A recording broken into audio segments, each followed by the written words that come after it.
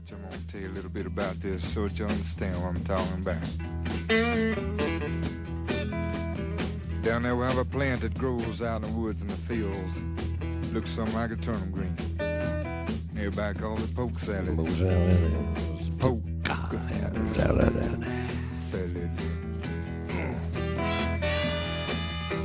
Used to know a girl lived down there and she'd go out in the evenings and pick her a mess of it, carry it home and cook it for supper. Cause that's about all they had to eat. They did all right. Now down in Louisiana, where the alligators grow so mean, there lived a girl that I swear to the world made the alligators look tame.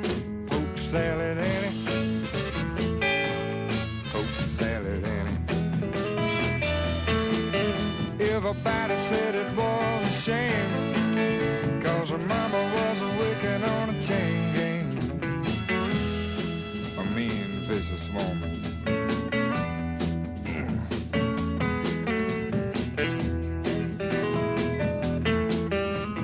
Every day for supper time, she'd go down by the truck patch and pick her mess of poke salad and carry it home in a tow sack. Poke salad, Annie. The gators got your granny.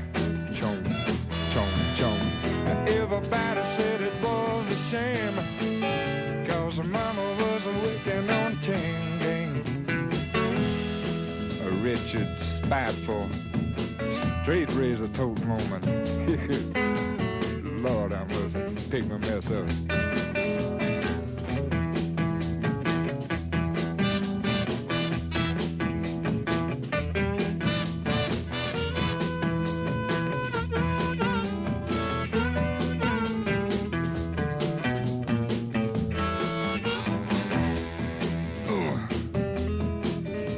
Her daddy was lazy and no count, claimed he had a bad back. All her brothers were fit for was stealing watermelons out of my truck patch. Poke salad, Annie. The gators got your granny. Ooh. Everybody said it was a shame, cause her mama was working on a chain gang.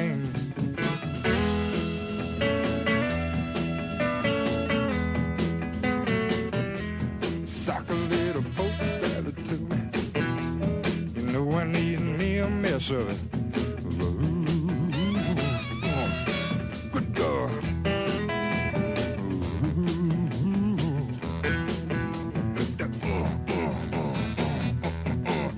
Got to have me. Ate her up. What a great record, Polk Salad, Annie. I played that once before on this programme. I'm going to play it far more often.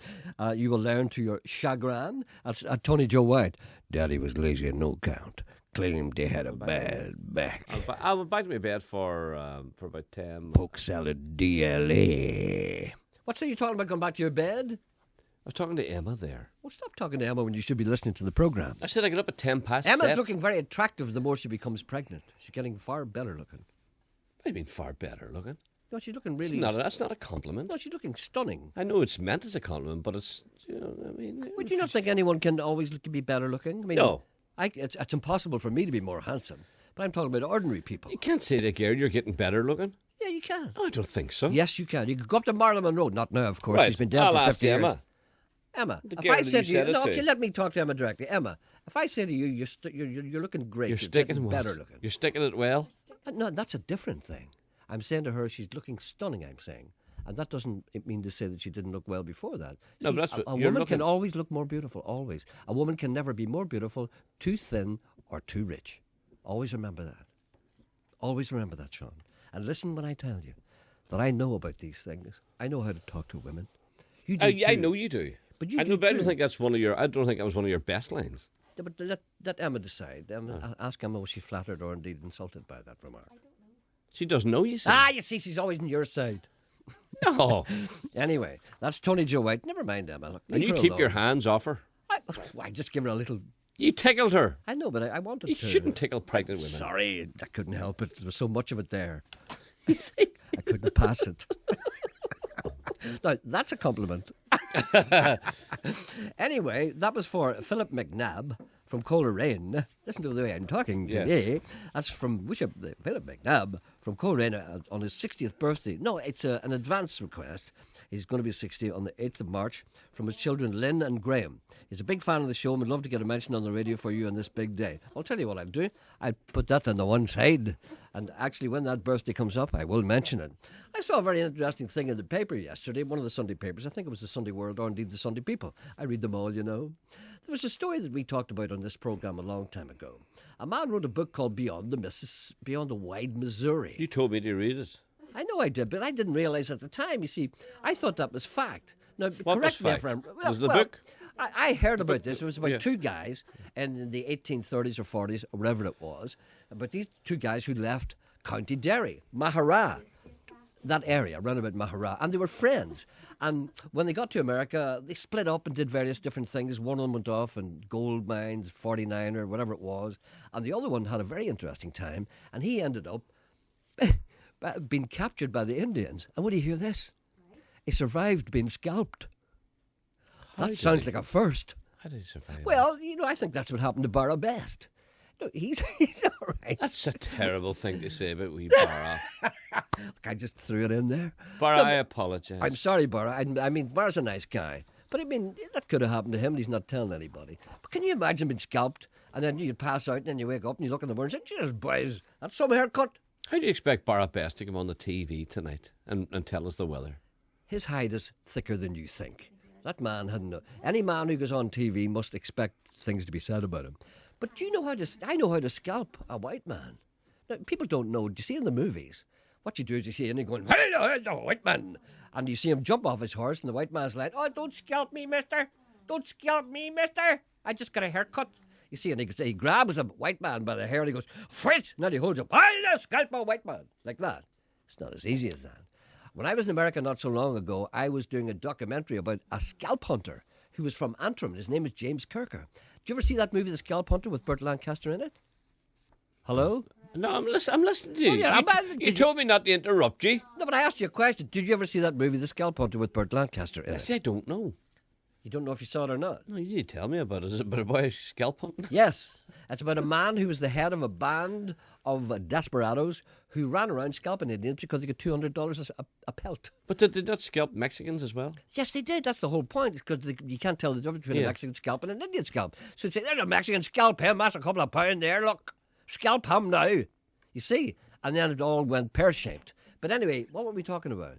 Anyway, this is how... No, but what actually happened to this guy, he was scalped. And he survived it. The boy from Maharafelt? Okay, we'll talk about being scalped. He survived it. And then he went, they respected him because apparently they thought he had great pluck and stamina and indeed bottle. So the Indians respected this, so they didn't kill him. Although, well, you imagine that when they scalped him, they were having a good crack at it. Anyway, whatever happened was, he ended up living with them, the Indians, right? And a few years later, when his mate from Mahara, I think he joined the cavalry or something like that, whatever it was, the mate, didn't he stumble upon the village? And he sees your man standing there. Now, okay, you're from Mahara. You go to America with a man from Mahara, your mate, and you don't see each other for It's years like and Brenton years. Quinn. It's not like Brendan Quinn. Well, let's just say Brenton. Well, let's put names on them. Put names to You them. see, you're confusing the whole thing. Well, Brendan Quinn's got nothing to do with this. All right, say it's Brendan Quinn and it's far Jimmy better. Doherty. But who else is from Maharafelt that we know? I don't know. Who? Who? Give me some... Oddie. He said, well, he knows nothing in there. He said, your man Taylor, the golf, what do you call him, the snooker player. He's from Coal Island. Coal Island, yeah. People, no, never mind about names. Okay, Right. what I'm saying is, the two guys leave Mahara. They go to America. All the different stuff. They're split up. One of them goes here, the other goes there. And then one of them maybe joins the cavalry. I'm not quite sure what the answer is. But he joins the cavalry. He goes into this Indian village and he sees his mate. Right. What do you think you would say to him? Hello, Brenton. Yes. What do you... What Your what do mate. what- You, what- I'm right. Me and you go Me and you No, not me and go you. to America. No. Not me. And I go into I'm an Indian camp, and I see you standing there with your fellas in your loincloth. What would I say to you? I recognize you right away. You would say, look at their legs and him. Wouldn't you? No. Oh, no, sorry, I got that wrong. What? The man came in and discovered the guy, it was the Indian guy who spoke to him. So now, am I the Calvary Man coming in? Now, you're the Calvary Man coming in, and you see me. And you go, Ooh boy, easy boy. what are you doing? So I'm stopping the horse. Oh, sorry. Ooh boy, easy boy. Well, I do declare, I recognize that man there. Hey, you, Indian. What's your name, Indian? I recognize that face. How are they all in Mahara? Wow. That's what he said. Is that right? That's what he said. How are they all in Mahara? Now, incidentally, apparently it says in the paper, but I don't believe this, but it may well be true. Even though he's from Maharafelt. Mahara it was. Was it? Right. Yeah, he brought Maharafelt into it. Right. For no reason. Anyway, I always get mixed up in Maharafelt and Mahara. there's no reason for it. You just leave out the felt. As Emma wished I'd done this morning. Anyway, I'm sorry about that. I couldn't resist you. She was standing too close to me. Yeah. I couldn't help it. Anyway, apparently they're going to make a movie out of this with Brendan Gleeson and Colin Farrell. Now, I can't see that somehow. But when I looked at that and I said to myself, I bought the book, right? And I started to read it and I went, hold on, this is fiction. So I think it's fiction, so I don't think it's fact at all. No, So you didn't. No, I didn't what? You didn't believe it was fiction. You believed it to be fact. Oh, I believed it until I bought the book. And then I read the book and I realised whenever something about the book it told me, it screamed fiction at me. But how did you know about it before you read the book? Because I read it in the paper. Do you know the things you buy in shops? Papers, newspapers? I read about this book and I said, I must buy that. That sounded interesting. So I bought the book and I read the book and I realised it was fiction. Now in the paper I read it again, it's not fiction, it's true. Does anybody know if this is fiction or is it true? Did two men from Mahara go away and meet each other and one become an Indian? And another thing, do you know how you scalp a person? Are there any children listening today? Yeah, I know, but I don't think you should. No, there are people out there. I know how to scalp a person. How do you know how to scalp a person? That's because I told you. Upstairs. I've read the book. What book? James Kirker. Oh, yeah. You read that book. Sorry, I didn't realise you read it. I borrowed it from you. But very few people know how the Indians scalped a man. You see, whenever you have a white man there and you're scalping him, you just can't go whoosh. It's not done because it's very hard to scalp a person. So what you do is what the Indians used to do, and this is the way, now, anyone who's squeamish, turn away now.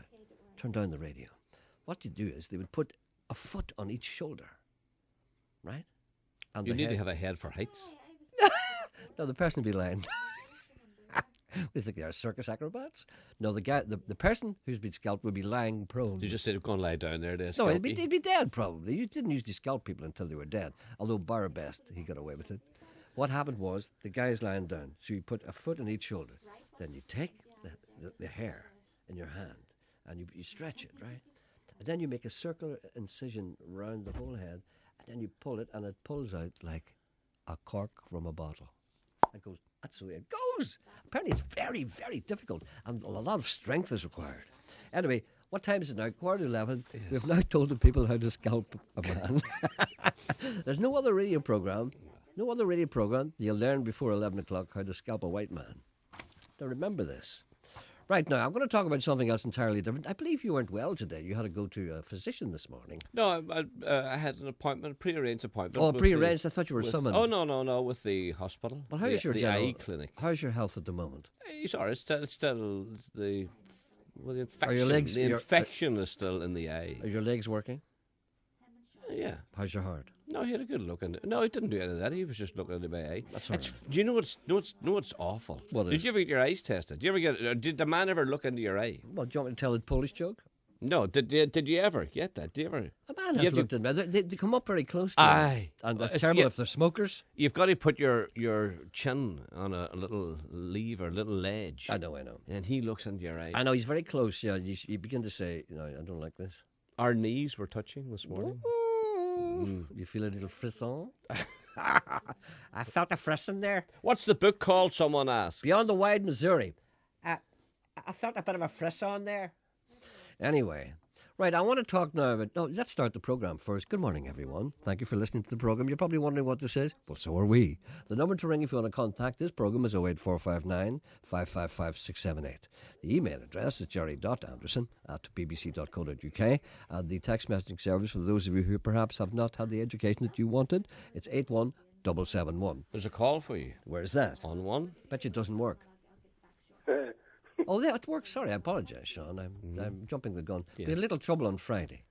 I wasn't there on Friday. I know, but I'm just telling you. You hear me telling you? We had some trouble with the studio on Friday, but it's okay now.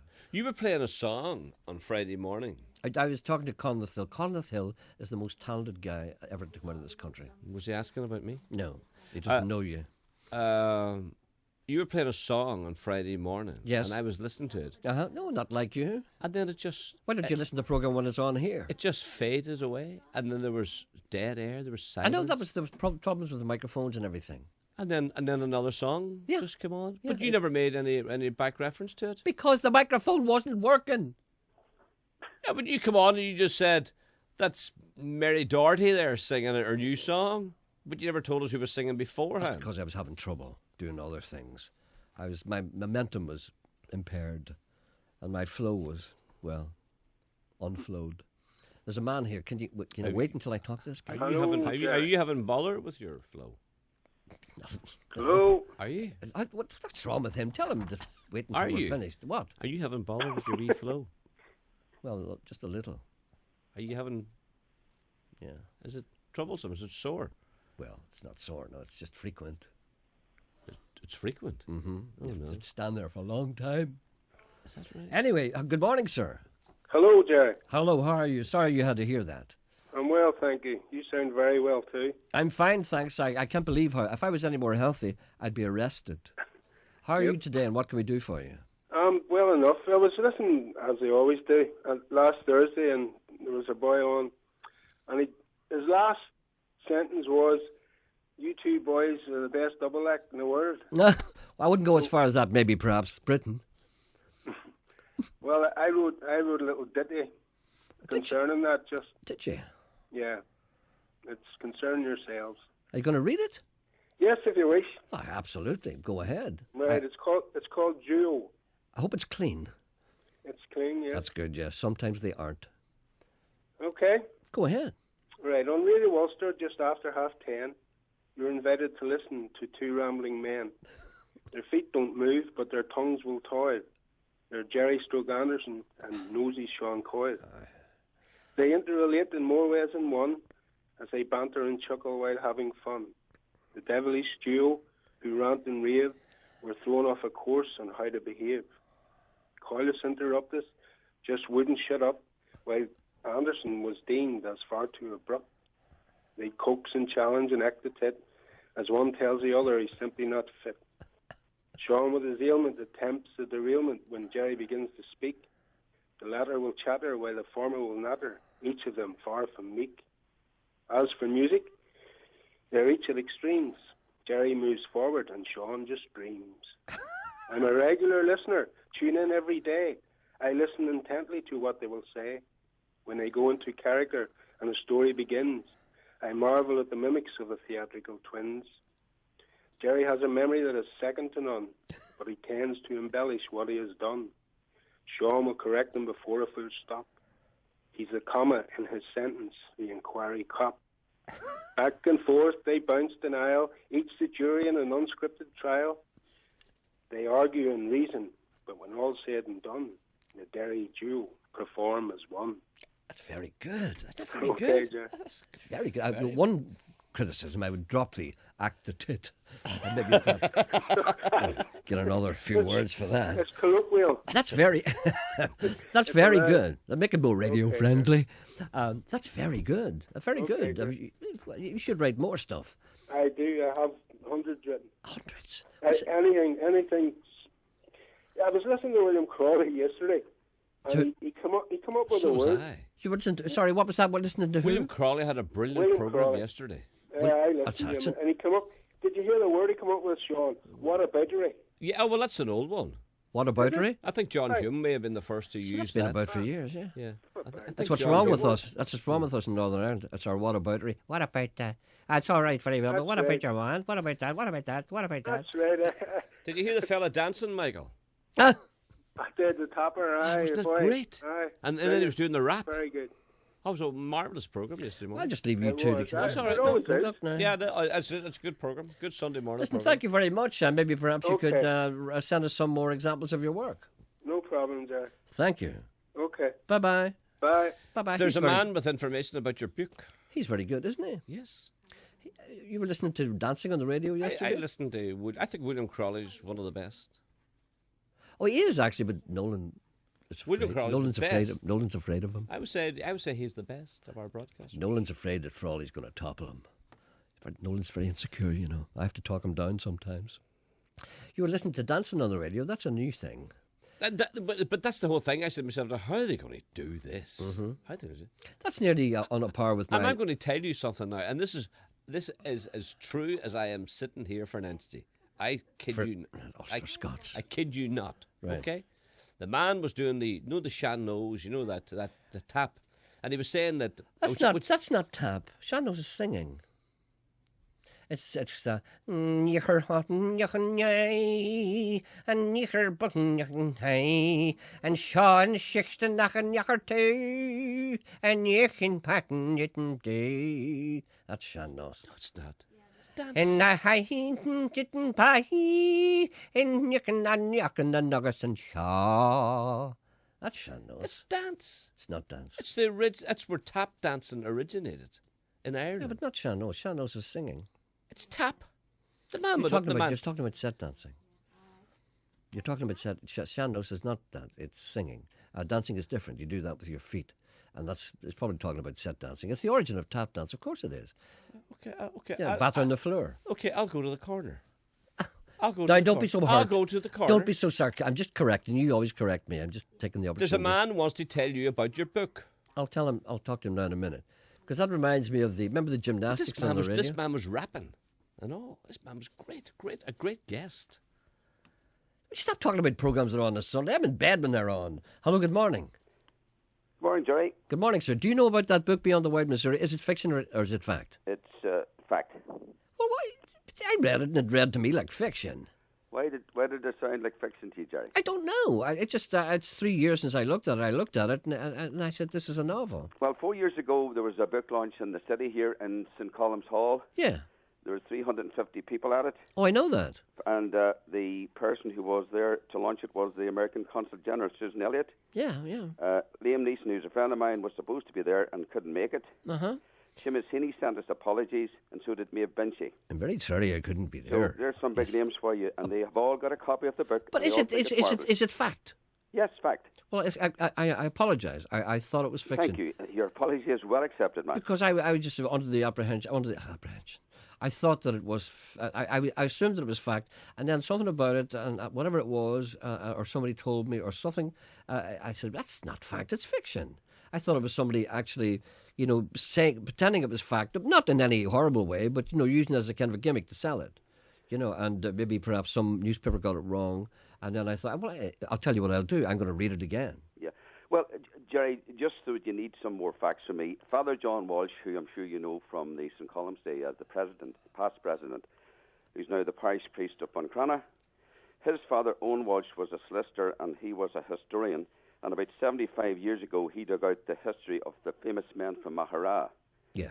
And in that were the two guys, Yeah. Willie Mackay and Patrick McLaughlin, That's their names. whose descendants, by the way, still live today. Sure, I'm a McLaughlin too. My mother was a McLaughlin from Really? Buncrana. Shandrum. Oh, that's a good name. My mother's from Shandrum in County Donegal, beside Buncrana. Her name is McLaughlin. So I'm a McLaughlin. I'm an egg. You know the eggs, don't you? Oh, I did. Yes, I'm an indeed. egg. Yep. You didn't know I was an egg, did you? Well, I didn't know that much about you, Jerry. But anyway, thanks for telling me. Well, But I'm no- going to read this carefully, and it is true. Yeah, it is true, and I'm in discussions at the moment here with. You read, I'm sure, in one of the papers there yesterday. Colin Farrow and Brendan Gleeson, yeah. Gleeson has read it and loved the script. Well, what have you got to do with it? You're not the writer, are you? No. My uncle's the writer. Is he? Yes. Well, you know what you're talking about. Yes. Well, I apologise for. Well, I was the one that took the mantle on from the day the script was written, and I then got it published and distributed and marketed, And I had been trying for long enough to get on to different programs there to get it launched, and I'm still trying. And as I say now, hopefully at the end of this month, beginning of March, I'm in discussions with the Paramount directors to see what sort of a screenwrite can they go with this particular, because they do like it as well, So have you written a script? I have actually written. I have written the script in relation to how I see it becoming a movie. Okay, like kind of like a synopsis. And they like what I've done, so we'll hopefully keep the fingers crossed and take us from there. But the whole point is that I believe in it. And if I didn't believe in it, I certainly wouldn't be doing what I'm doing and spending. It's a great story. I hope it doesn't go into development hell. Pardon? I hope it doesn't go into development hell. Do you know what development hell is? No, tell me. Development hell is when you submit a script and they dither about it, and they dither and they dally, and then they turn it around, and you never hear of it again. But it's always in the system, but it never comes out again. So I imagine that. But what a great story, and it's absolutely true. Absolutely, Jay. Where can I buy that book again? Because I've lost a copy of it. I'm going to read it again. Well, it should be. You can get it in Eastonton in a little bookstore in Shipquay Street. There, I think still have it there. Where can they get it in Belfast? Can you get it at Eastonton in Belfast? You may or may not know. I tell you what we do. I thought you said you had a copy of it. Yeah, but 3 years ago, it disappeared. Can you get it on Amazon, anything like that? Yeah, you can get it on Amazon, yes. Well, it's a great story. I mean, why did I think it was fiction? I don't know. I must read it again. Yeah. I must read it again. Jay, when you have people like Father John Walsh, who is a highly respected man and a historian himself. Well, yeah. And his father started this. I don't know him, but obviously he knows what he's talking about. Volumes. Yeah. All right, then. Okay, thank you for that. And maybe perhaps other people will check it out. It's called Beyond the Wide Missouri? Beyond the Wide Missouri. And what's the name of the author again? Written by James J. McLaughlin, 84 years young. James J. McLaughlin. Yeah, originates from Mahara. And the guy... He's now living in Worthing in England. And the guy said, when they met each other, they said, how are the people and how are the folks in Mahara? That's exactly right. Well, Gerry, by the way, it was... the guy wasn't... you mentioned one of the guy's name. His name was Patrick McLaughlin. Yes. He actually was a gold prospector.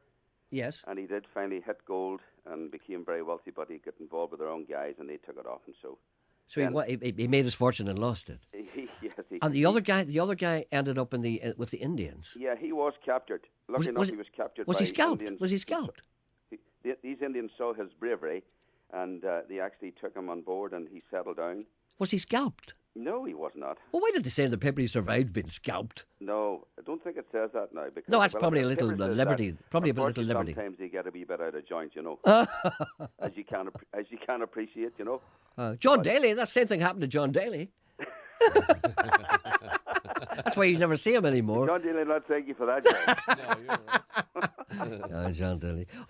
Nobody ever talks about John Daly until everybody talks about how much money people in the BBC earn, and then you see John Daly's photograph in the paper, and he hasn't done a programme for like 5 years.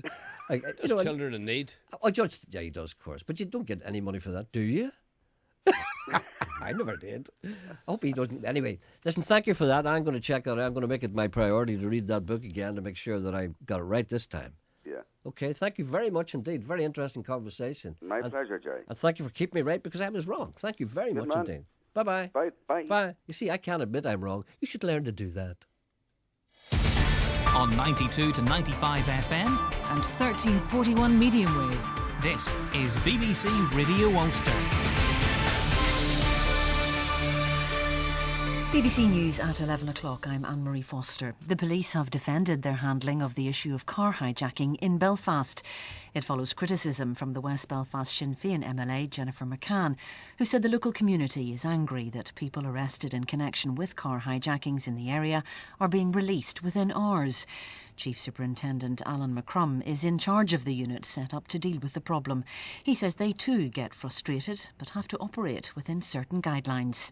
But we quite often do. We have to release individuals on bail, for example, to enable forensic investigations to be further developed. That does not mean the investigation has been concluded, but sometimes we need further time and further space to be able to translate the information into evidence. And I recognise that that can be frustrating for the community. It's also frustrating for the police. Lloyds Bank has ordered 10 of its current and former top executives to give up around £2 million in bonuses awarded for the year 2010. It's because the company missold payment protection insurance to mortgage customers. Tributes have been paid to the teacher from Alvechurch Middle School in Worcestershire who was killed in a coach crash in France. Peter Rippington was in charge of children returning from a skiing trip when the accident happened near Reims early yesterday. 10 members of the school party remain in hospital in France. The water company, which supplies most of eastern England, has warned the Regent hasn't been this dry at this time of year since 1976. Anglican Water is taking part in a meeting organised by the government to discuss the drought conditions. Its spokesman, Kieran Nelson, says reservoirs need to be replenished. We need months of torrential rain, to be quite honest. It might not be a popular thing to say, but lots and lots of drizzle persistently over weeks is what we're going to need to get things back to normal. If that doesn't come, and let's be honest, there's no sign of that on the horizon at the moment, there is the very real possibility that we are going to have restrictions, hosepipe bans for instance, in the not too distant future. Time for sport now with Denise Watson. Northern Ireland manager Michael O'Neill has announced his international squad for the friendly against Norway next week.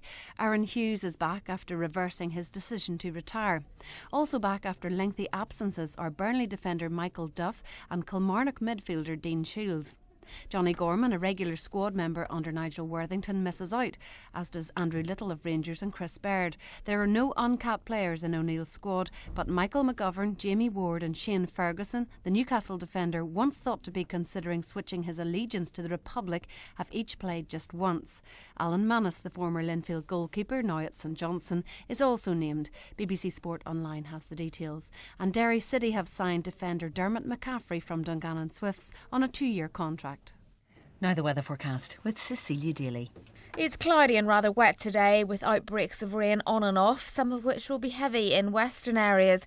It'll feel rather unpleasant in the strong and gusty southwesterly winds, but eventually should feel milder as temperatures reach 9 or 10 Celsius later this afternoon. Tonight will remain mild and damp, still quite breezy, with overnight lows of 8 degrees. BBC News. BBC Radio Ulster. Travel news. Traffic's generally moving well in and around Belfast, just some roadworks to mention. In Newton Abbey, Serpentine Road is closed from the Antrim Road junction to Whitewell Road with diversions in place. That work's ongoing until the start of March. And in Carrickfergus, Marine Highway is closed in the Belfast direction from Joymount Junction to Castle Street from 9:30 until 4:30 each day until Thursday. One flight delay to mention at the George Best Belfast City Airport. The 12:15 arrival from Birmingham is now due at 1:05. Kerry Martin reporting. Travel news on BBC Radio Ulster. On Talkback with Wendy Austin today, is boxing finished? Controlled aggression's one thing, but Saturday night's scenes were just pure thuggery. Has the noble art had its day as a sport? We've got Barry McGuigan on that. Should parents be fined if they take their kids on holiday during term time? Have you done it? Is it the only way you can afford to get away? Also, on Talkback today, stem cells from cows are being used to grow meat. Would you eat a burger that came from a test tube? And what's the point of leisure centres? Getting you fit? Keeping you healthy? Turning a profit? Is that what they're really for? Join the debate. Give us a call on Talkback at 12. Thank you, Wendy. Just grow me a cheeseburger for lunch. Right, welcome back. The number to ring if you want to contact this programme is 08459 555 678. Text messaging service 81771 and email address jerry.anderson@bbc.co.uk. Remember, the texts that you send will be seen by everyone. The emails that you send will be seen only by me. Now, this week on Wednesday sees the start of the 8th Belfast Nashville Songwriters Festival and Songwriting Convention. It's a wonderful, wonderful thing. 5 days, 100 songwriters, 43 concerts. Just a great thing. Hope it will not be threatened in the future by people who know nothing. So this week I'm going to feature singer-songwriters every day. People who are not normally heard. This is a singer-songwriter called Dan Raza. I like this. Through the days of wine and rain, the hours sigh and slip away. I thought I heard her call my name, but I was only dreaming.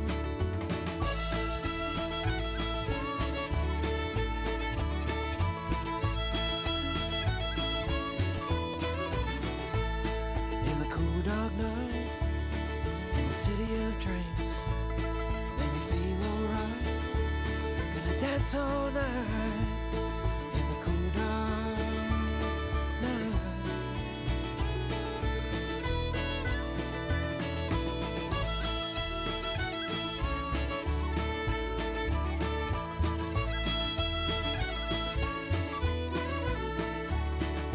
This is where we used to go. This is where we used to know. This is where we used to go. We were full of dreams.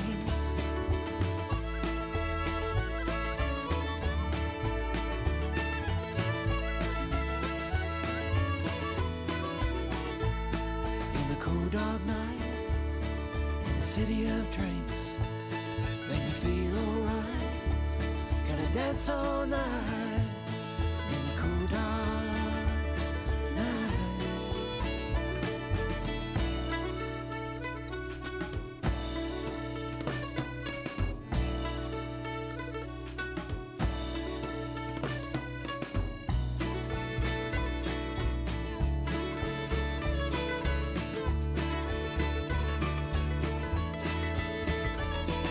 My fingers fall upon the frets, my eyes get hazy and wet. Everywhere I look tonight, I see familiar faces.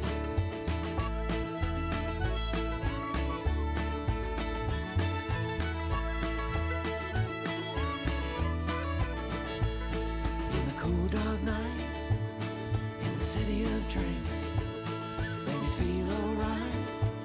Gonna dance all night.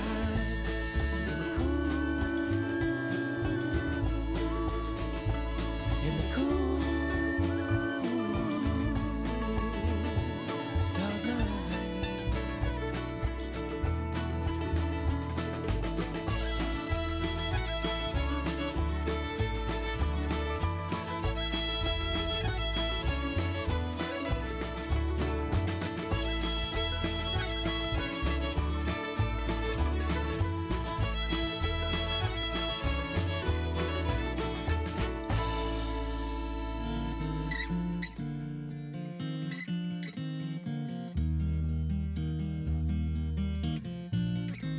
This is Paul Murphy.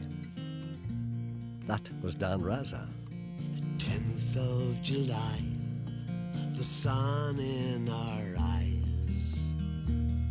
We posed on the chaplaincy lawn,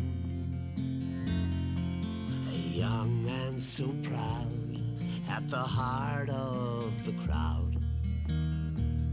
Aye, and where have those loved ones all gone? And I'll cherish that day forever, when we vowed never to part. I'm certain that before the world was made, God wrote your name on my heart. 10th of July, oh how the time flies. Snapshots of our kids as they grow, like sculptures in sand. An invisible hand has carved to the wild ocean flow. High in waves they wash sand castles over, and turning tides tear dreams apart.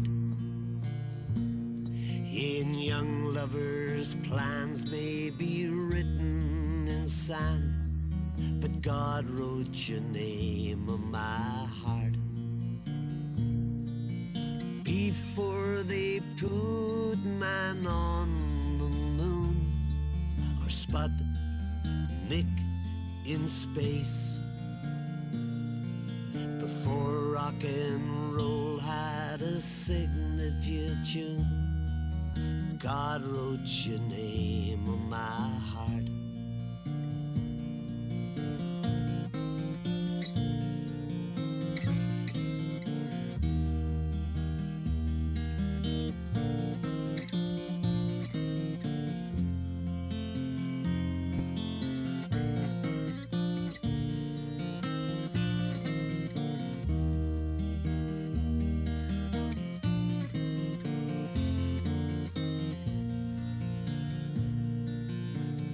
4th of July, and again I try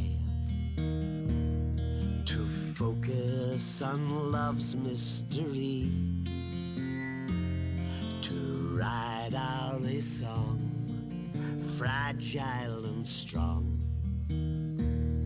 marry words to sweet melody. It ain't easy to write a love song, deconstructed and taken apart. Hey, all that I know is that before the show, God wrote your name on my heart. Hey, all that I know is that before the show, God wrote your name on my heart. That's a fella called Paul Murphy. I know nothing about him. That's an album called The Glen. I don't even know the name of that track because it doesn't give you any track listing. And before that was a singer-songwriter called Dan Raza, and that's a track called Cool Dark Night. That's from his album, which is called just Dan Raza. I'm going to admit it. I'm wrong again. There is such a thing as Sean Noss dancing. Yes. Many people have written and indeed I didn't want to argue. But learn from this. See no, how I admit when I'm wrong. When William Crawley tells you something, it's fact. Oh, stop it. Yeah. Sean Noss is dancing. William's learning Irish. Pardon? William Crawley is learning Irish. I wish him all the best of luck in that. Mm-hmm. It's my friend Marcus Henderson's birthday, Tuesday the 24th of February. And do you see why I said February? And he's 40. He lives in Bramblewood Manor in Dungannon. Could you please play a request from Colin and play Lisa McHugh? Lisa McHugh's a fine singer and a fine-looking woman in the bargain. Gerry, will you please... February? I would say February. February. But February. February. It's quite hard to say. It's very difficult. Yes. A lot of people say February. February. It's a February. It's like Portugal.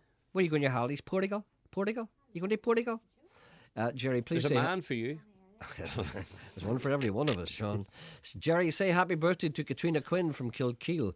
Love from all the family. Once again, Sean is right. Gerry is wrong.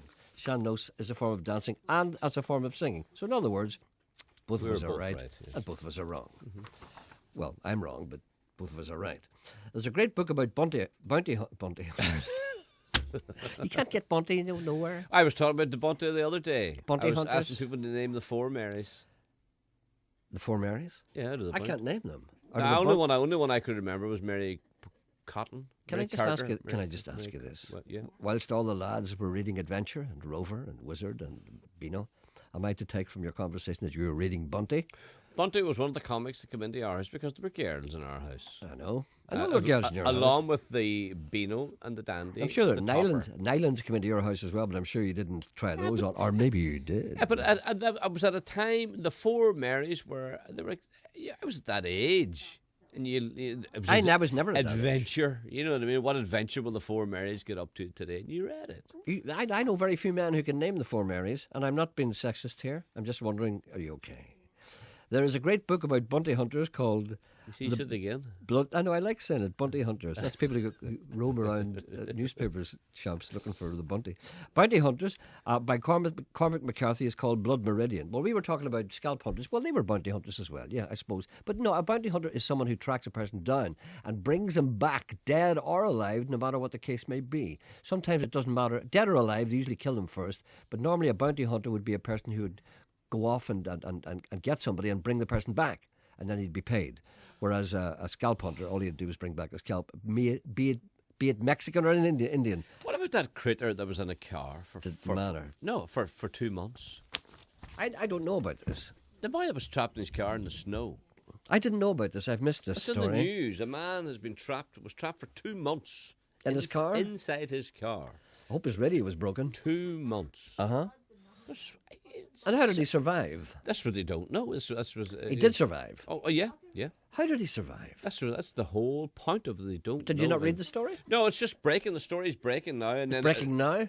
Well, yesterday? It was on last night around 11 o'clock on the news, I think around that time. He must have had they're some. talking about it today. You see. They must have had some water. They had water and there's bits and pieces with them, but they're asking they're asking all sorts of questions now. I mean, how did he? Apparently, he's supposed to have survived on the snow, got the water from the snow. Why did he not But how freeze did he to get death? the windows down? Exactly. They said that it became like an igloo. The whole car was covered in snow, and it retained heat. Also, he would have been able to open the window and bring in some snow, and that would melt, and that would be water. Yeah. See, did he do that? We don't know. It's just a story that's unfolding. Probably Wendy will be talking about it today. Wouldn't you know? Leave Wendy alone. She'd be chatting about everything. But it's a good story. It's a good story. Listen, I want to talk now about chickens. But what about the man? What man? On one. Really? I didn't know he was there. He Thank wants you to for talk telling to you me. about... Good morning, sir. Sorry, I cut you off there No, for it's no all right. good reason. Hello, good morning, sir. Hello? Where is he? I would say. There he is. Hello, good morning. Good morning. Yes, how are you today? Can you hear me okay? It sounds a bit faint. Very faint. It's very faint. I know. I don't know why that happens, but it does happen. There's nothing we can do about it. Can you hear me now? Yes, a little bit better, yes. Can you hear me, Mother? Right, what can we do for you? Well, tell you what it is, Gerry. We're establishing a quarterly jazz club in Belfast. Yes, there was a man complain. There was a man in the paper today complaining about the BBC doesn't play enough jazz. Mr. Walter's on all the time, and well, there you are, Gerry. We've solved the problem because the group that we're bringing over has just got a new CD out, and if we send it to you, perhaps you could play a few tracks from it. I certainly will. Of course, I love jazz. Always have done. Who are they? It's a group called Get the Blessing. Who Pardon? are actually the rhythm section from Portishead. Yes. And Portishead. Yeah, but the did you idea say, is, Gerry, we're trying to establish a quarterly jazz club. And did our you say the first- rhythm section was from Portishead? Yes. Which they're a great band. Yep. Oh right, okay. And they're coming. When are they coming here? The first night, or inaugural night, club night, is 17th of March in the Black Box in Belfast. Patrick's Night. Yeah, it's a kind of alternative St. Patrick's Night. Oh, that'll be a great night. Yes. Oh, a Saturday night it is too. Yep. All right then. So that's definite then. So can people book that? You book it through blackboxbelfast.com. There's a bit of jazz there. St. Patrick's Night, an alternative Patrick's Night. No diddly-dee or shamrocks. Maybe a shamrock, but maybe not any diddly-dee. Or shandos, should I say.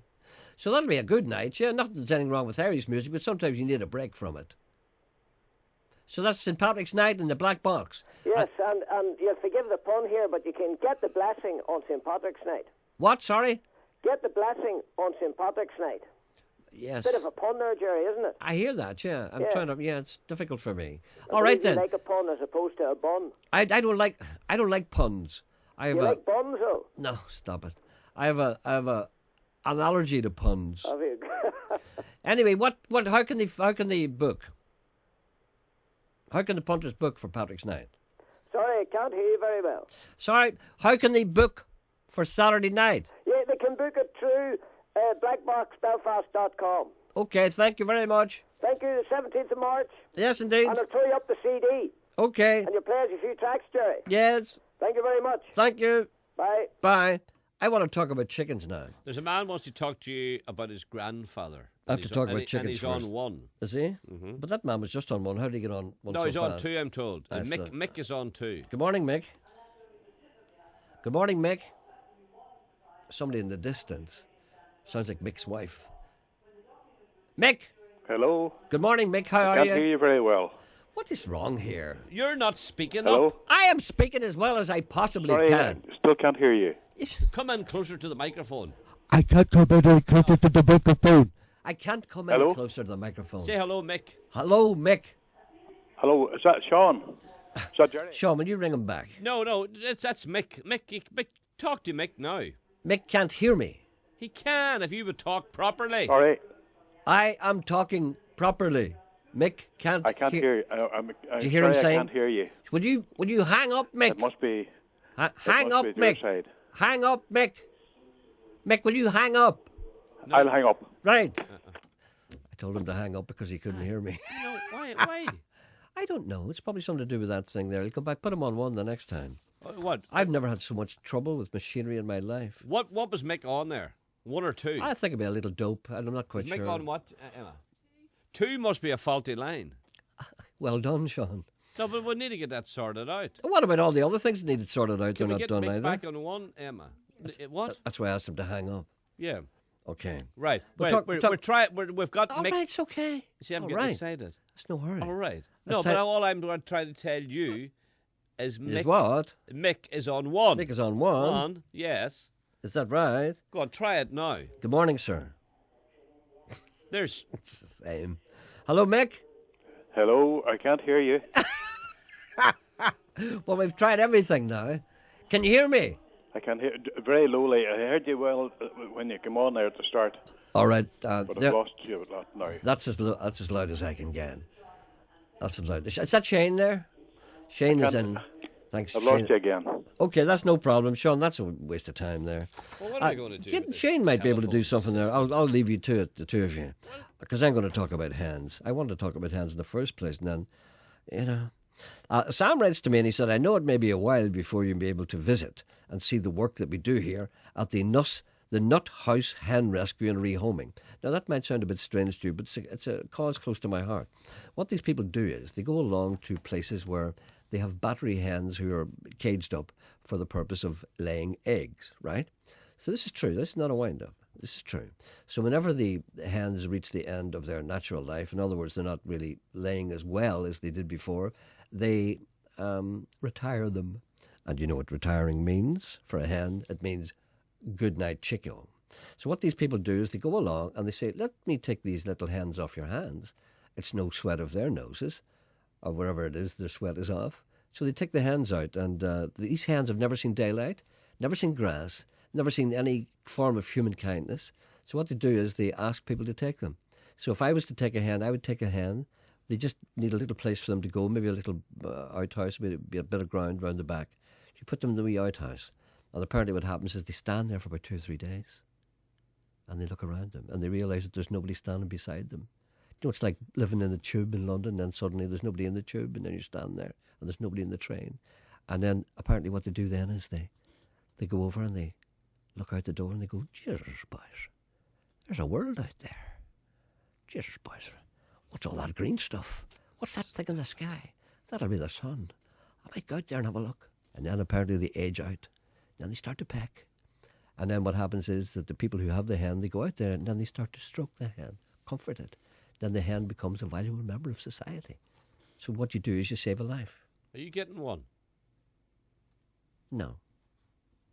Because I've been hurt before by hens. It's no laughing matter, Sean. There's a call on one. I've been hurt by a hen. Anyway, I'm talking about this. We are about to start our third chicken run on the 25th of February.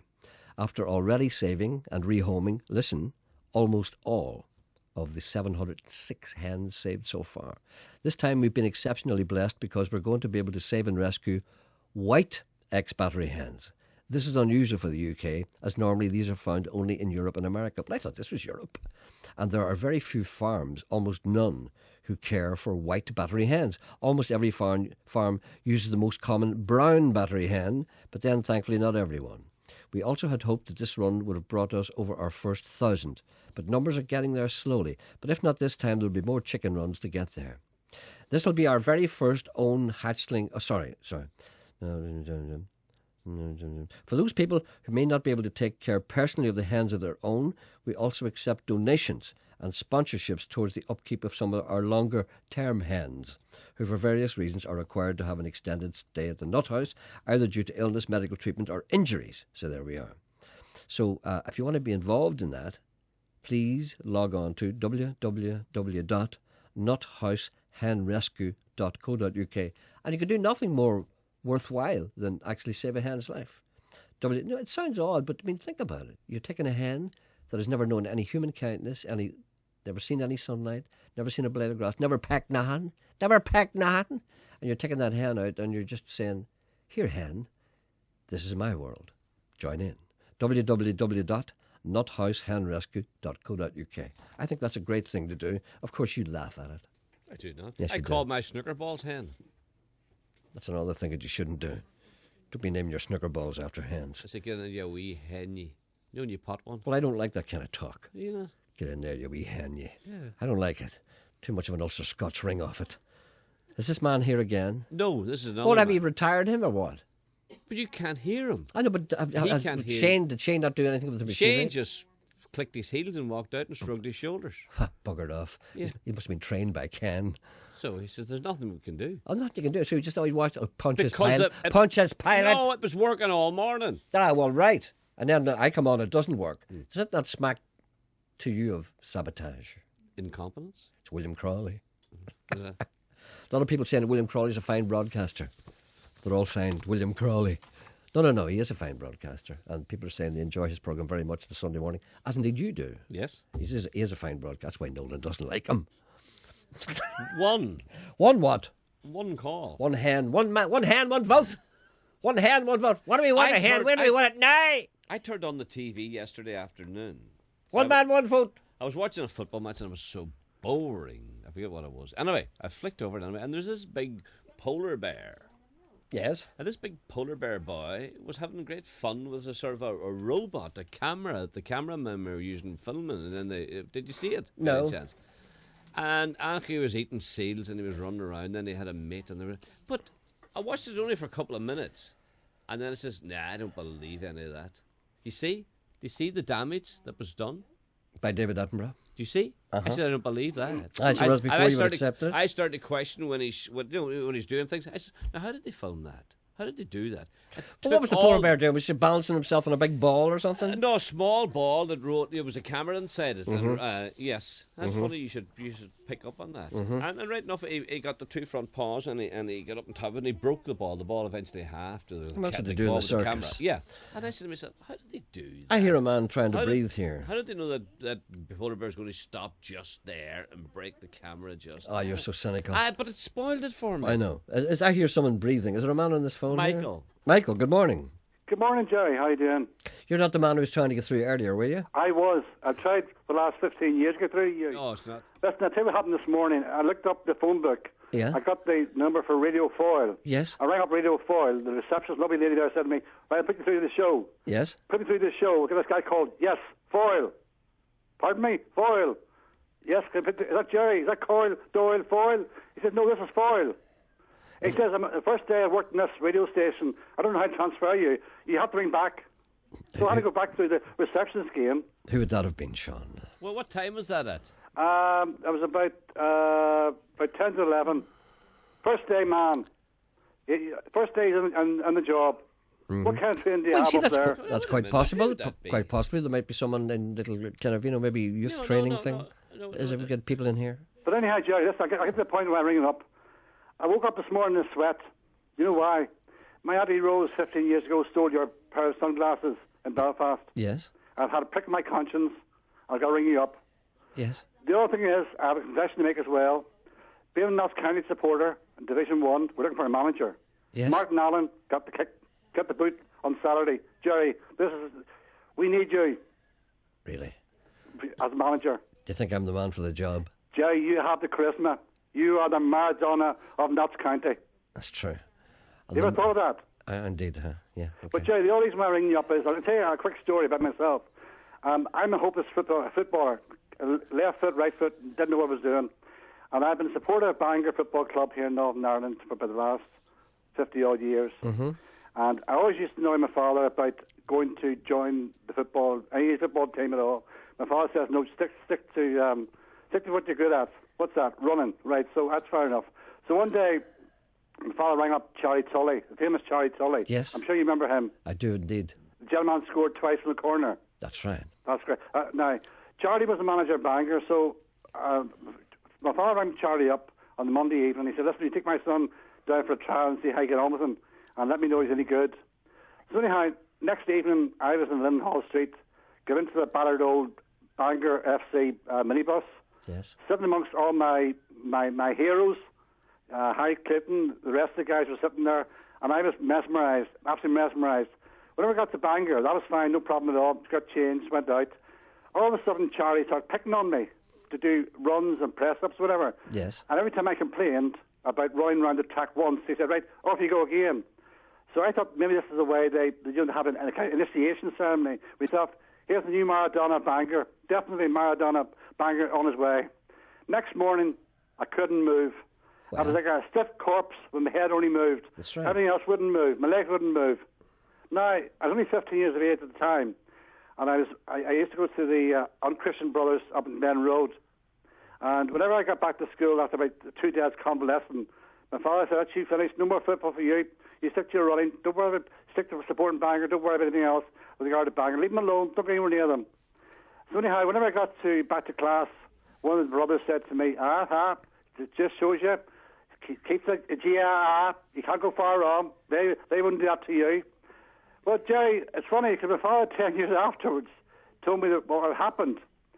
Whenever he initially rang up Gerry Tully to get me to go along for a wee trial, I went up to bed, and unknown to me, my father rang Charlie after 5 minutes after I'd gone to bed. So listen here, make him sick of the football, make him sick, just sicken him, make him run as hard as he can, so he won't like the football at all. He'll stick to running and supporting Bangor.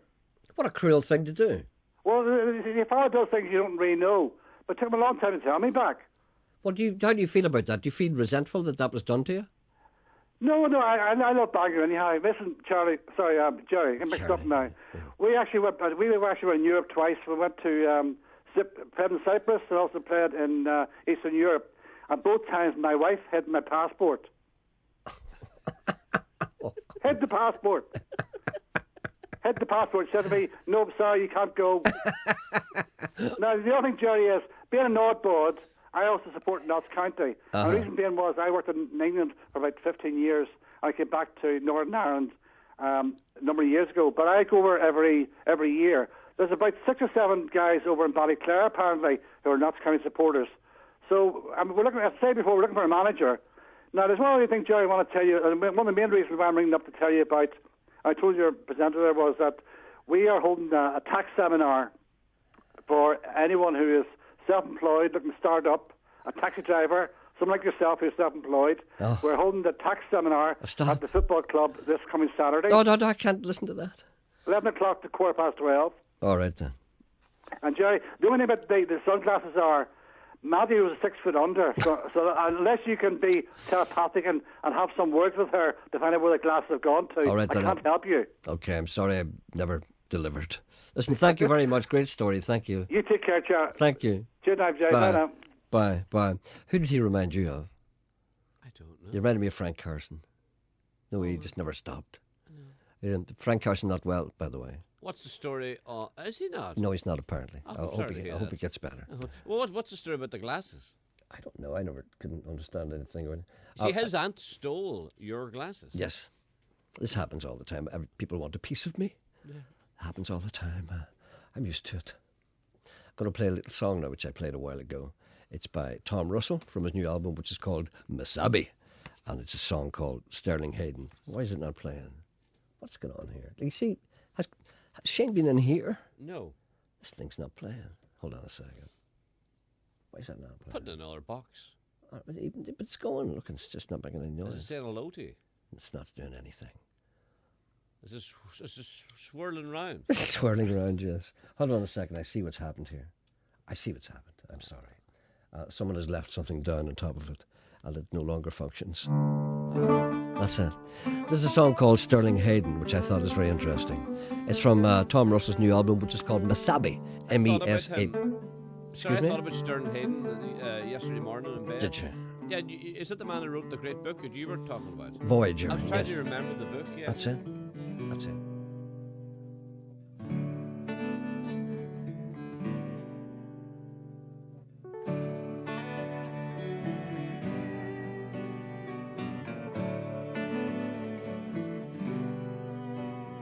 Sterling Hayden on a barge in Amsterdam, one of those backwater Dutch canals.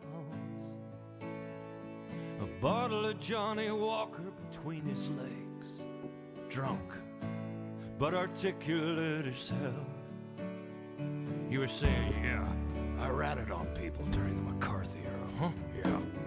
You haven't the foggiest notion of the contempt I feel for myself.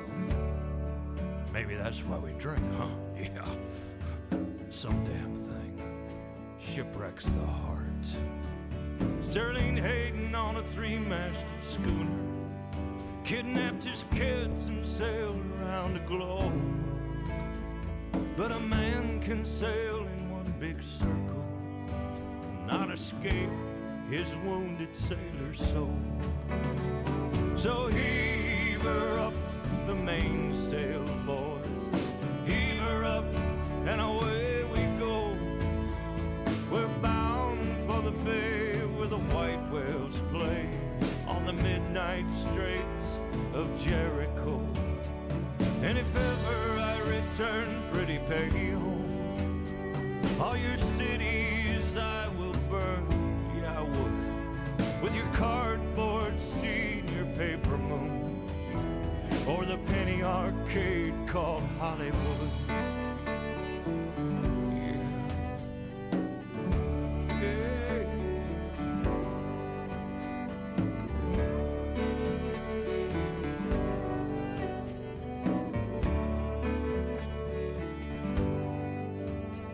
He ran guns through the German lines in World War II. The Viking god stood 6 feet 5. Played in Johnny guitar, the asphalt jungle, the killing, and the long goodbye. I saw him once on the Johnny Carson show, late in his troubled career. He said, just give me a room overlooking the Hudson, yeah, with a typewriter and a mattress.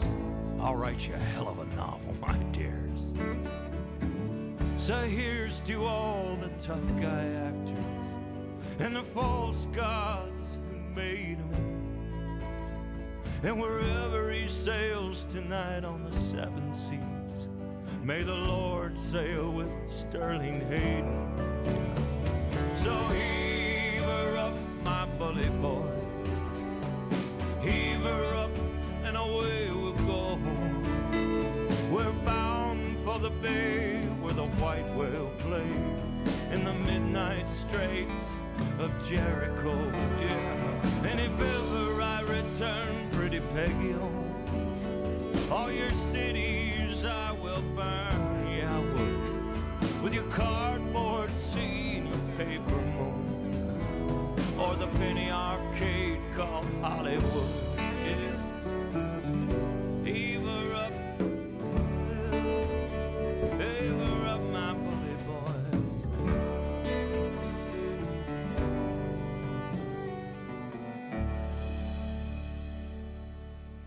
That's Tom Russell. That's a song called Sterling Hayden, and that's from his new album, which is called Mesabi, M-E-S-A-B-I. Sterling Hayden, if you're interested in him, he's a very interesting guy. And see the way he's talking like that? Mm-hmm. That's the way he talked.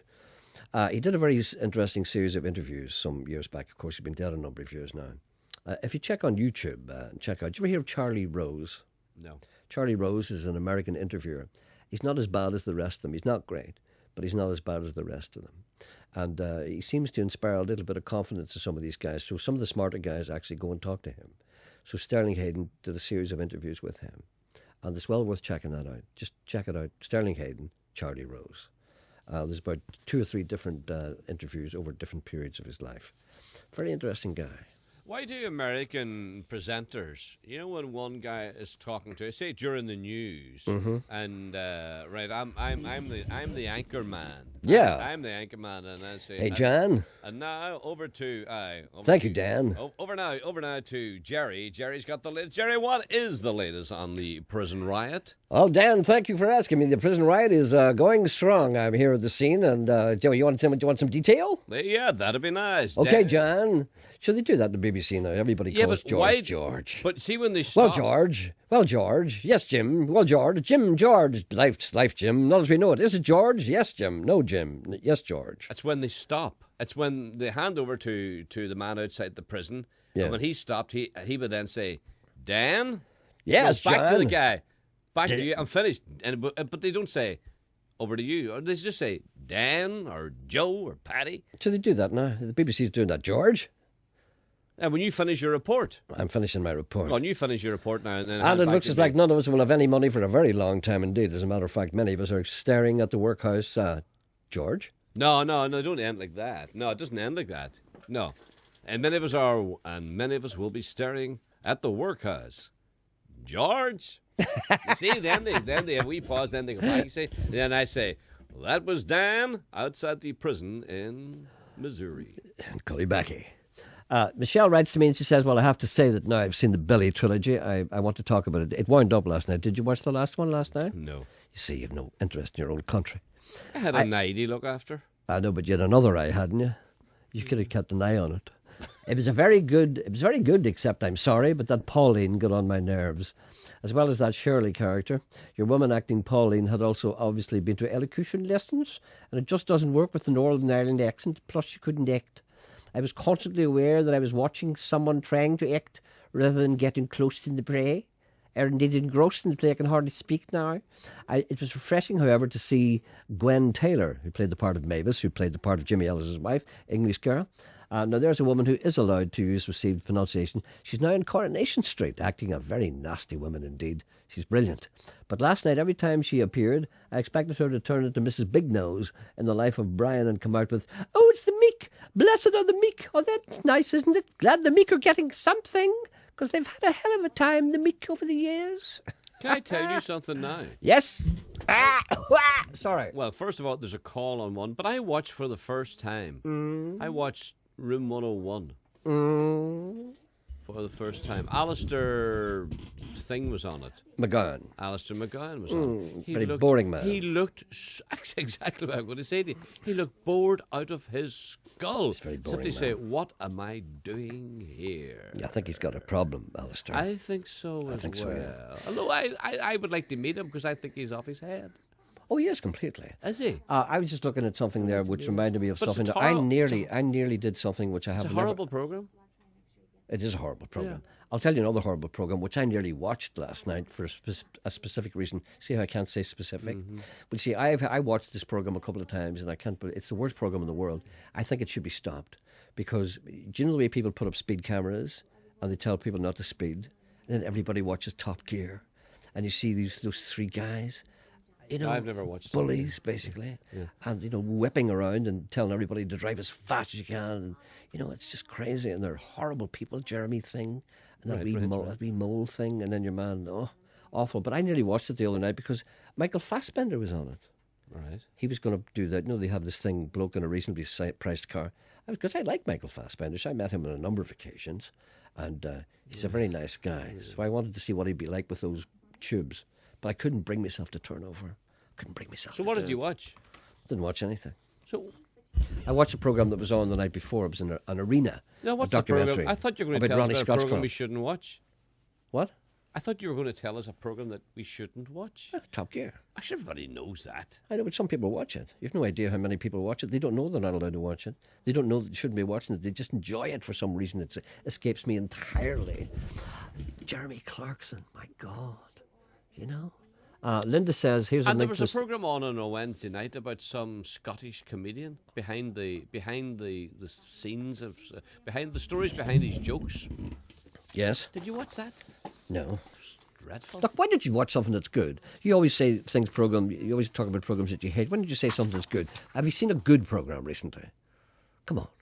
Have you seen something good? Great Expectations at Christmas. Good man. Well done. There's a call on one. There's a call on one. Keep this up and try and say good things. Don't be saying negative things all the time because it gets into your psyche and makes you, just like you are today. Hello, good morning. Hello, Gerry. How are you today? All right, Gerry. Thanks. I heard you talking about hens there. Yes. I urge people to do that. Yes. Well, I always had, at home we always had hens. See, hens are no trouble. No, and what happens is when you have these hens, sometimes they start to lay again. Jerry, the hens, we had hens at home, but when I got married, I had hens and ducks on the farm that I had at the time after I got married. But I'll tell you something, the hens will lay for you for 8 or 9 years, for God's sake, and maybe as long as no foxes get the hold of them, providing, Jerry, they're in good accommodation and a good warm house. Providing they're healthy. See, these hens... And as long as they're healthy, and Jerry, underfoot too.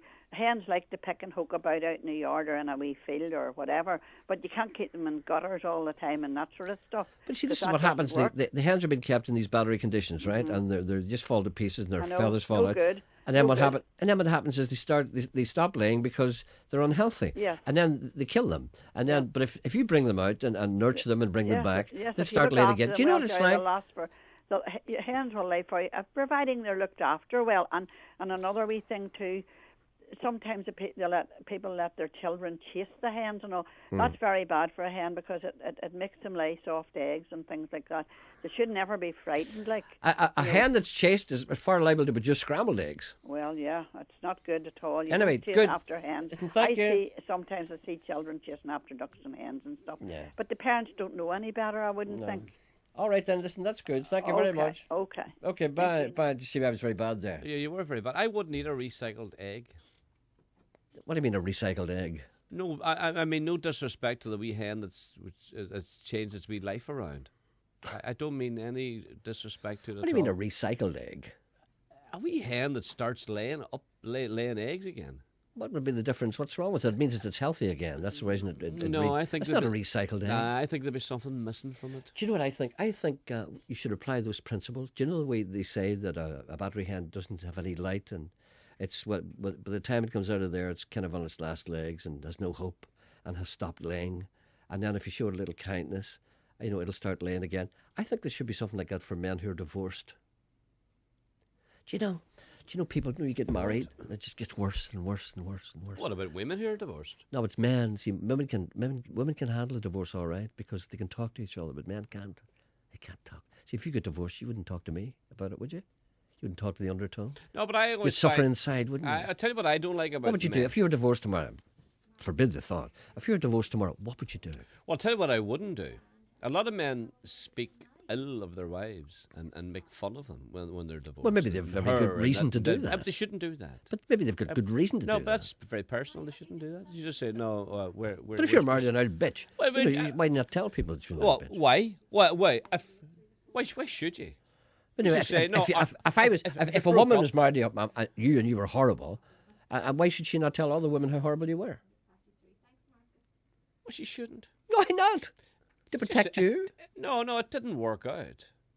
I know, but maybe perhaps she might want to explain to the other person why it wouldn't out.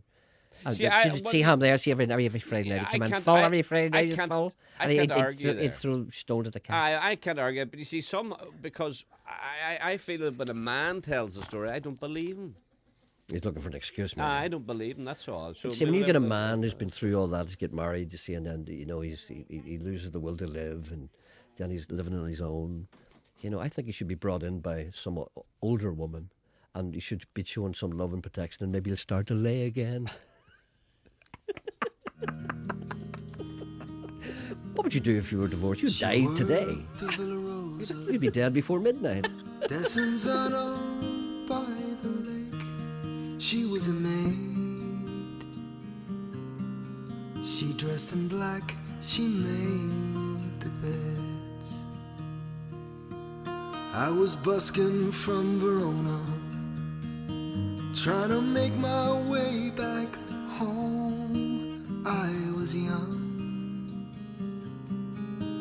I had set out on my own. The first time that I saw her, she had linen in her hands. When we kissed, the moonlight hit and tilted on its hand.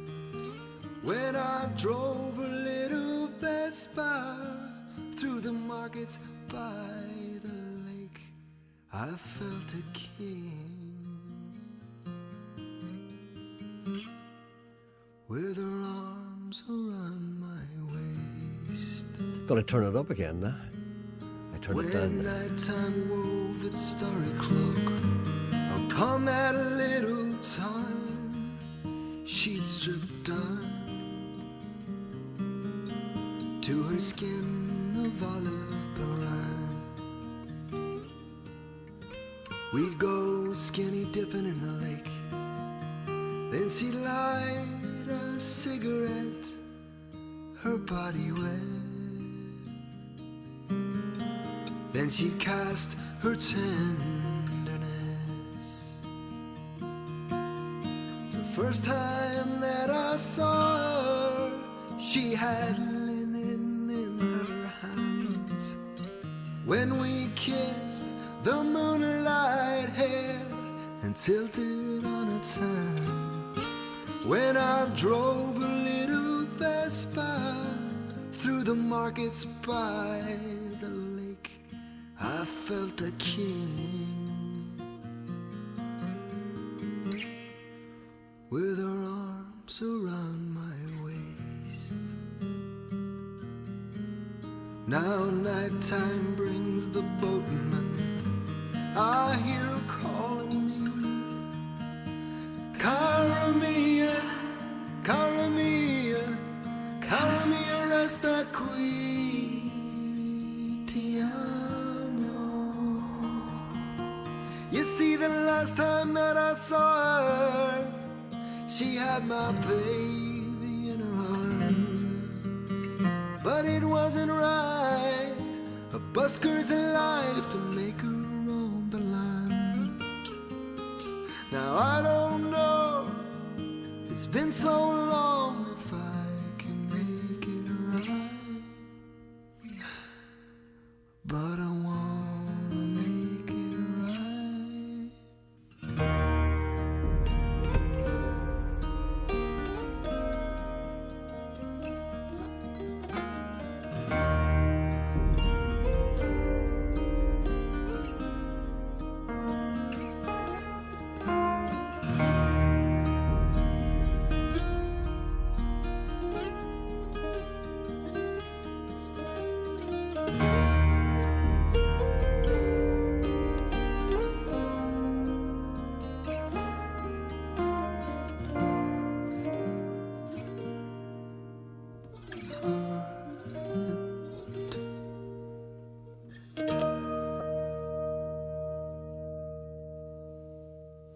Isn't that good? That's a song called The Busker and the Maid. That's from Baz McSherry. That's from an album called The Looking Drawer. I think Baz McSherry, I think he's one of our boys. Is he an Ulster boy? I don't know now. A man from Northern Ireland, I do believe. That album is called The Looking Drawer. If he's not, I apologise. You can't accuse people of being from Northern Ireland when they're not. Marcus is on one. Is that a fact? Who was Barkus? Barkus, what character? Dickens, is it? Barkus is willing? Barkus is willing. That's from a Dickens novel, isn't it?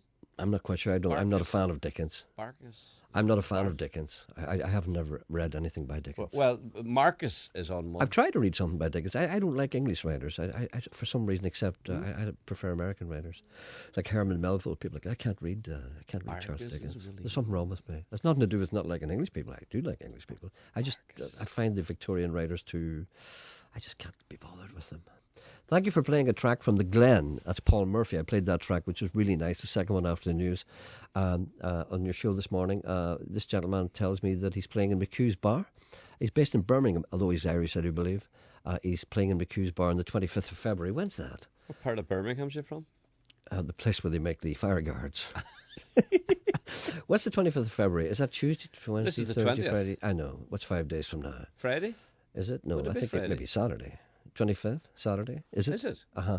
He's playing in McHugh's on Saturday night, Belfast Nashville Festival, of course, which is why I'm playing all these singer-songwriters. He's also playing on the 26th of February in the Belfast Barge in Lanyon Quay between 4 and 6 p.m. Apparently he's a great singer, this guy.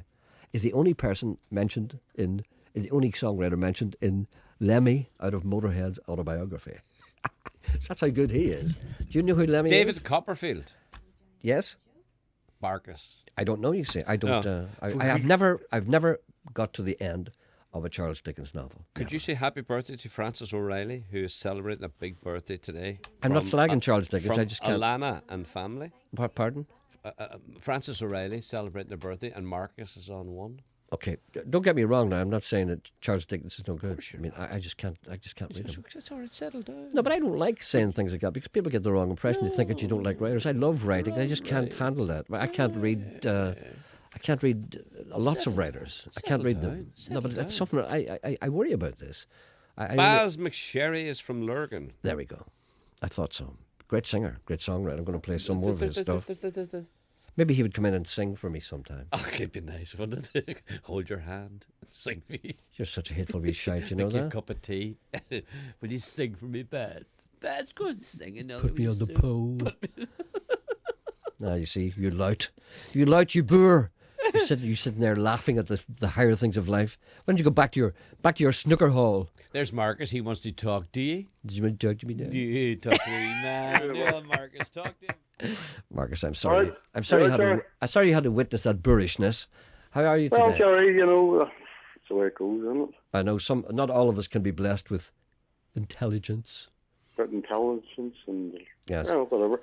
Say, Gerry, I'm phoning you now. Like I'm sitting here in Cambridgeshire in a place called St Nate's. Yes. I just finished work, so I've just got the train from King's Cross back home to London, or back from London up to just been on the night shift. Yeah. And I always come back after the night shift and sit and listen to yourselves. Uh-huh. I'll tell you what.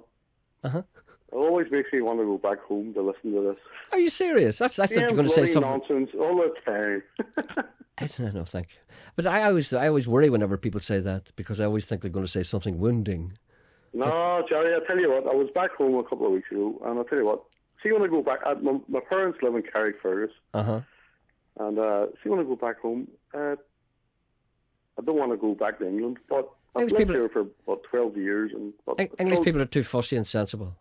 Oh, they are, Gerry, they are. But even my missus is a bloody English woman, and she's a bit too fussy. She's a bit too fussy around the house. Do you know what always strikes me? Hoover. She hits you over the head with a Hoover, which is hoovering. Do you know what always strikes me about English people? And this is what they do all the time. And this is not. I'm just saying that I've noticed this. Sean, maybe you've noticed this because you don't go anywhere. If you're ever in England and you're walking out, I lived in England. I know, but on a Sunday, this is what I notice now. I don't know if you notice this or not, but maybe it's just me. But I've noticed this many a time. See, if you're walking along, say you're walking down the King's Road or somewhere like that, or walking up Oxford Street or whatever it is in London on a Sunday, say, a day when people go out with their kids. Right. Man or woman goes out with their kids. Yes. And the kids, kids run about. Now, do you see here? Now, if I'm walking down, if I'm walking down the street and there's a bloke, a husband and wife and their kids, and the kids are running about, they always say, "Go on there, now go and stand, let that man pass there." You know what I mean? If they're running around, they never do that in England. Never. No, they wouldn't do that. They never say to the kids, let that man pass there. You have to stand and wait until the kids are finished. In other words, what they're saying is, these are my kids.